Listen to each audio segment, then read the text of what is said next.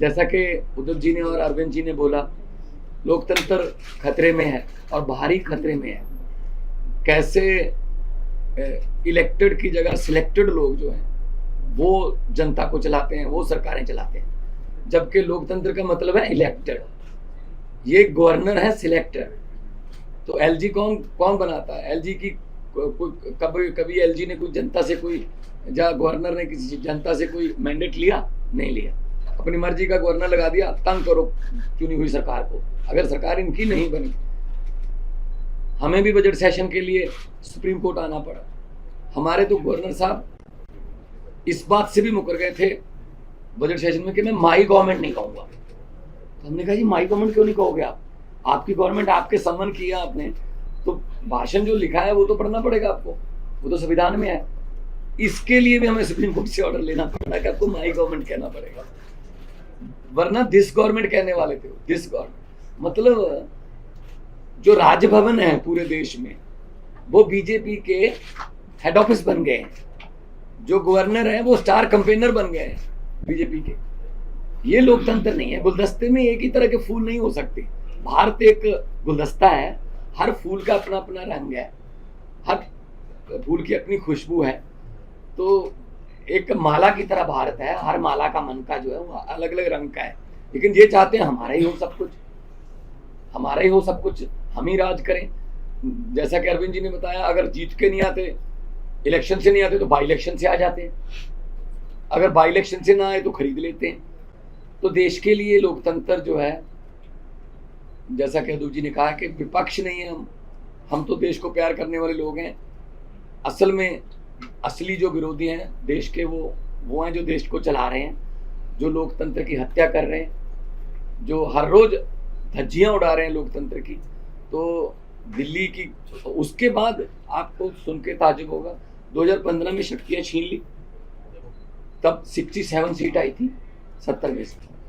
शक्तियां ना होने के बावजूद भी अरविंद जी ने काम किए अपने दृढ़ इरादों से, क्योंकि उड़ान जो है वो हौसलों से होती है, वो पंखों से नहीं होती।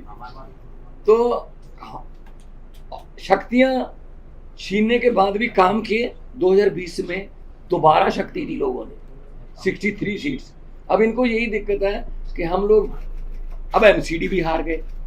अब इनको ये लगता है कि हम धीरे धीरे देश में हारना शुरू कर चुके हैं। तो अभी देश को बचाना है, अगर सभी को इकट्ठे होना पड़ेगा। हाँ, कुछ विचारक मतभेद होंगे कई पार्टियों के देश में, लेकिन देश बचाने के लिए हमें इकट्ठा होना पड़ेगा। अगर देश ही ना बचा तो फिर पार्टियां क्या करेंगी? पार्टियों का प्रधान बन के, मुख्यमंत्री बन के क्या करोगे जब देश ही ना रहा? 24 में अगर ये आ गए, ये संविधान बदल देंगे। और ये जिस तरीके से चल रहे हैं प्रधानमंत्री जी, बिल्कुल आने वाले दिनों में नरेंद्र पुतिन बनने वाले हैं। हाँ, ये इलेक्शन ही कराएंगे, ये कहेंगे 35 साल की मैं ही हूँ, बस 40 साल की ये मैं ही हूँ। तो ये उन राहों पर चल रहे हैं। तो ये बहुत खतरनाक है। देश का लोकतंत्र जो है, देश के शहीदों ने अपना खून का कतरा कतरा, हमारे पुरखों ने कतरा कतरा खून का बहा के ये देश हमको लेके दिया था। ये किसी के बाप की जागीर नहीं है कि ये देश के मालिक बन के बैठ गए।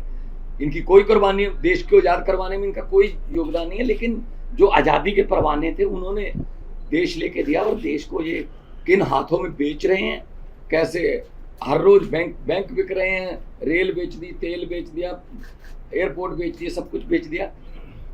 कैसे जो जुडिशरी को तंग किया जा रहा है। तो हम उद्धव जी के पास इसलिए आए हैं कि क्योंकि ये भी पीड़ित हैं उस जो कुल्हाड़ी लेके बैठे हैं ये दिल्ली में, वो सब पे चलती है।